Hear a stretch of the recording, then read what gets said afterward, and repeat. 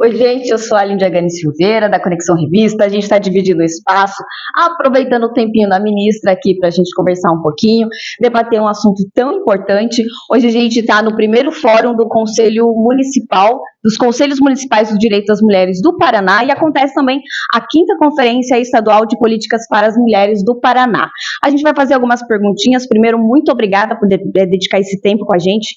A gente sabe que a agenda é bem corrida, né? Mas muito obrigada mesmo, de coração. Nos últimos meses, o Ministério das Mulheres tem investido fortemente na qualificação de dados e indicadores de gênero, com destaque para o fortalecimento do Observatório Brasil de Igualdade de Gênero e o Data Mulheres. Ministra, de que forma a produção e o uso desses dados estão impactando concretamente as políticas públicas para as mulheres e como que você pode nos dar exemplo, que exemplos você já tem quanto a isso? Bem, obrigada por essa oportunidade, Lide e Regiane, é isso? Mas dizer que, de fato, não há possibilidade de implementar políticas públicas com efetividade, com bons resultados, se a gente não tiver domínio da realidade, se a gente não tiver os dados atualizados, se a gente não souber fazer uma leitura territorializada.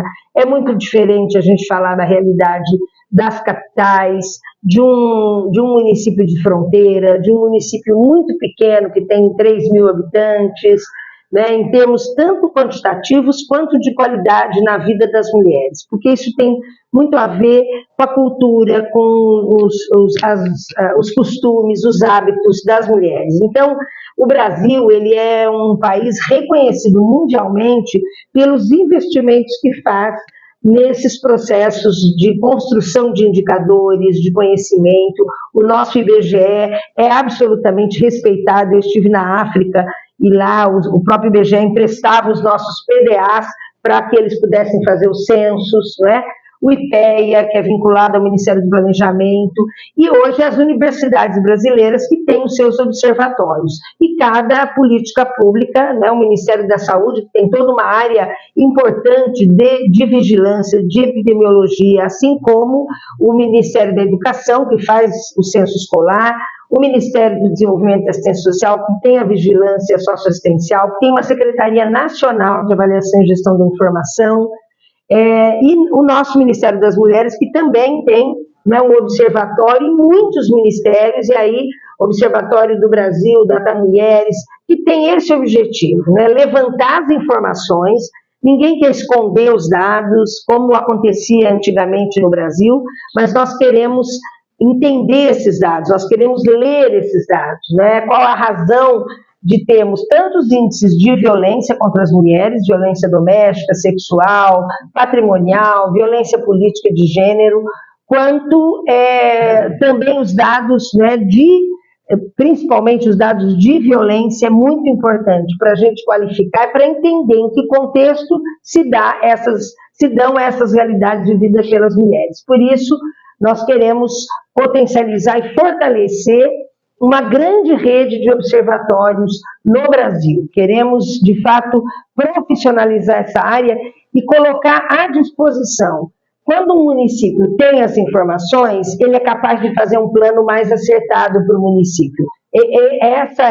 Esse é o grande resultado que os dados têm, né? A gente denunciar, a gente anunciar, informar, instrumentalizar os planejamentos que nós todos temos que ter para fazer políticas públicas e também ter isso como indicador até para monitorar. Se eu implanto, como é que está a Patrulha Maria da Penha? Quantos atendimentos ela fez no ano, no mês? Como é que está os atendimentos da Casa da Mulher Brasileira ou de um centro de referência, de uma unidade básica de saúde, de uma escola?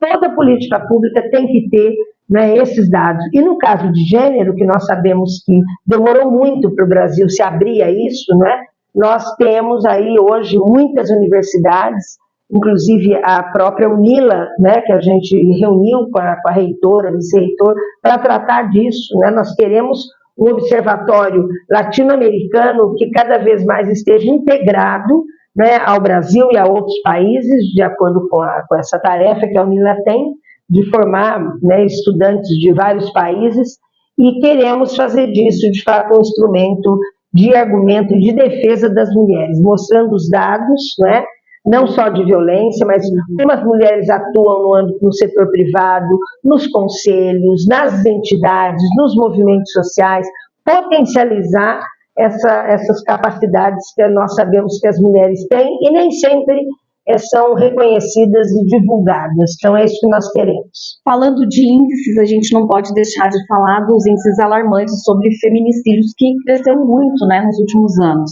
E o Ministério das Mulheres lançou recentemente uma mobilização nacional, que é o Feminicídio Zero, uma articulação com os diversos ministérios. Isso é importantíssimo, e eu queria que a senhora explicasse um pouquinho sobre as ações estruturais, né, e as priorizações da campanha. Bem, primeiro que eu tenho dito e defendido que uma campanha não pode começar, né, e terminar em um mês, né, porque isso não vai gerar, de fato, conhecimento e apropriação, porque é isso que a gente quer, que uma campanha conscientize, que uma campanha informe, que uma campanha seja pedagógica para atingir quem precisa atingir, sejam as crianças, os jovens, os homens, né, principalmente. Então, o Feminicídio Zero, que começou ainda quando a outra ministra, Cida Gonçalves, estava no Ministério das Mulheres, ela tem tido um alcance importante. Nós estamos entrando no mês de agosto lilás, né, que é um mês próprio para a gente desencadear todos esses processos e que a campanha atinja todas as áreas, a saúde, a educação, a cultura, a assistência social, todas as políticas públicas e também a sociedade civil. Já o ano passado já foi feita uma grande campanha envolvendo os times de futebol, e isso é muito importante, porque é um espaço, né, de homens, e onde o machismo também existe, né, e existe também violência contra as mulheres. Nós temos procurado realizar campanhas nos vários segmentos da sociedade, e esse ano também já voltei, né, a falar com os presidentes dos clubes e vamos dar continuidade a isso. Nós estamos aprimorando muito o nosso Ligue 180, que é um canal não só de denúncia, mas de receber orientação, encaminhamento, e nós estamos conversando com todos os segmentos. Com as mulheres pescadoras, com as centrais sindicais, com as mulheres quilombolas, com as mulheres da rua, com as migrantes, com as professoras, com as delegadas, com enfim, toda a população, para que cada um no seu grupo, no seu segmento, veja uma melhor forma de comunicar essa nossa meta de combater todo tipo de violência e não chegar, né, a esse dramático índice de feminicídio, como nós tivemos no ano passado, quase 1.500 feminicídios no Brasil. Então, tem várias estratégias e alternativas que a gente tem levado, uma rede de serviços importantes de atendimento à violência contra as mulheres. As mulheres têm que sentir segurança quando elas decidirem, porque elas demoram muito para denunciar, pelo medo, pela perseguição, pelas ameaças que elas recebem. Então, nós temos que assegurar para essas mulheres que o Estado está presente. E aquela história de em briga de marido e mulher, ninguém mete a colher, isso é mais uma invenção do próprio machismo. É para todo mundo ficar quieto e para ninguém se meter. Mas o Estado brasileiro, nós aprovamos a Política Nacional de Cuidados, o Estado tem o dever de cuidar da população e principalmente cuidar das mulheres. Então, nós acreditamos que esse ano a gente está ampliando mais ainda essa nossa conversa, esse nosso diálogo, vamos, né, reunindo os grupos, as pessoas. Tenho falado para os prefeitos que se cada prefeito e prefeita todo dia disser, né, neste município nós não admitimos violência contra as mulheres, se o padre, o pastor, a professora, o médico, todos, o assistente social, a psicóloga, todos os trabalhadores falarem isso, pode saber que os nossos índices vão baixar, e é isso que nós queremos. Bom, eu vou abrir meu espaço agora, então, para a Regiane fazer as perguntas.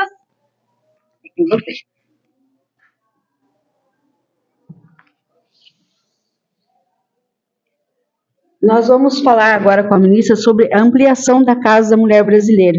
Como que está esse trabalho que a senhora vem realizando aí extensivamente pelo Brasil afora? Como que está a pauta para as casas das mulheres brasileiras a serem construídas no nosso Brasil?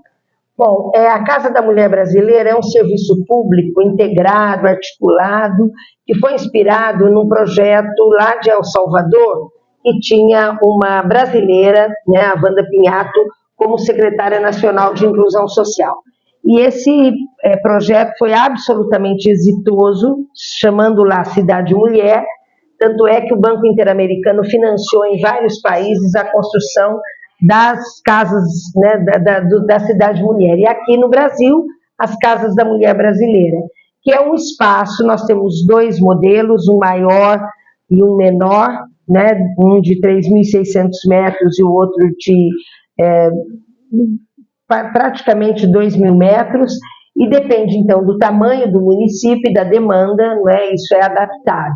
E aí o governo federal financia a construção dessa casa, financia durante a manutenção, equipa a casa e durante 2 anos a manutenção. E os estados e os municípios se reúnem para fazer a gestão desse serviço.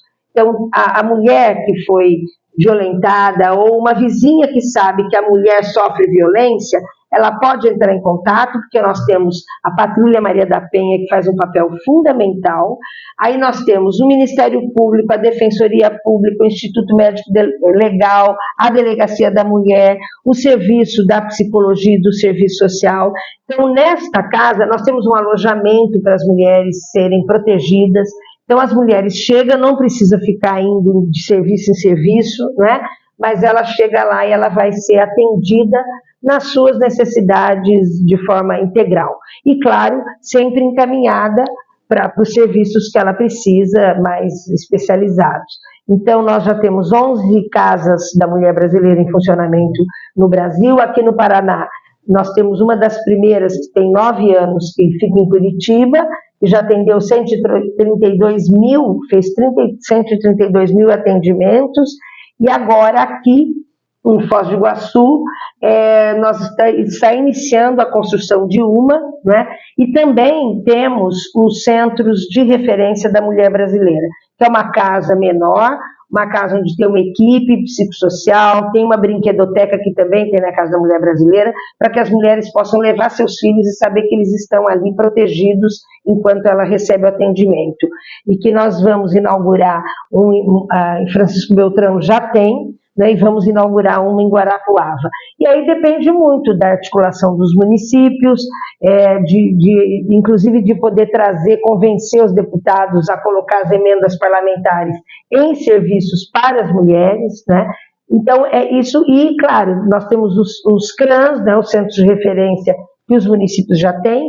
A Secretaria de Estado do Paraná também tem serviços que estão sendo alocados nos municípios, e o Ligue 180, os processos de formação e de capacitação das mulheres, são o Não é Não, que é um protocolo para que as mulheres se sintam seguras quando elas vão num bar, num restaurante, no entretenimento que venda bebida alcoólica. Então, são várias estratégias. O que precisamos é, de fato, ampliar essa consciência, essa responsabilidade pública, né, para que a gente consiga atingir, prevenir, né, e combater qualquer tipo de violência. É inadmissível, né, que as mulheres sofram violência. É isso, nós queremos agradecer a ministra de participar conosco, de abrir esse espaço na sua agenda, sabemos que é uma agenda superlotada, e de fazer esse agradecimento, muita gratidão, parabenizar pelo seu trabalho que a senhora está realizando aí, todo o nosso Brasil afora, e dizer que o podcast Fala Mulheres de Laranjeiras do Sul tem um agradecimento especial por estar a senhora usando os microfones desse espaço para levar às nossas mulheres da região da Cantu um trabalho que é realizado no Brasil inteiro. Muito obrigado e gratidão. Eu que agradeço, me coloco à disposição, quero muito falar sempre com as mídias, eu acho que a comunicação, né, ela ocupa um papel fundamental, estratégico, sempre que vocês quiserem falar comigo, eu estou à disposição, e porque esse é o nosso caminho, né? É o caminho de mudar uma mentalidade, mudar um hábito, mudar aquilo que foi, infelizmente, naturalizado e que a gente precisa transformar isso. Então, agradeço a oportunidade de estar com vocês. Gratidão. Muito obrigada, gente, e até mais. Mais que notícia é conexão.